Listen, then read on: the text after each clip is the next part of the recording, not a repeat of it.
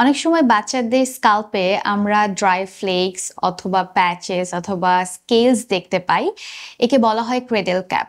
এর clinical name হচ্ছে seborrhoeic dermatitis, যা ৩ সপ্তাহ থেকে ১২ মাসের বাচ্চাদের ক্ষেত্রে খুব কমনলি দেখা যায়।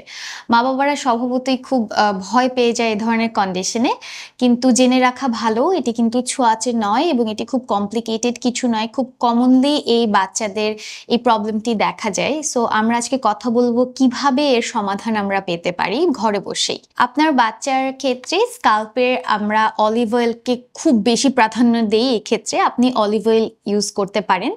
খুব মাইল্ড কিছু নন সেন্টেড আনফ্রেগনেন্সড কিছু শ্যাম্পু পাওয়া যায়, যেটি আপনি ইউজ করতে পারেন।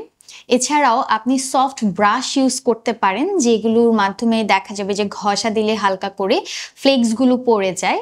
এছাড়াও ক্লিন এবং হাইজিন মেনটেন করা is a must. Thank you.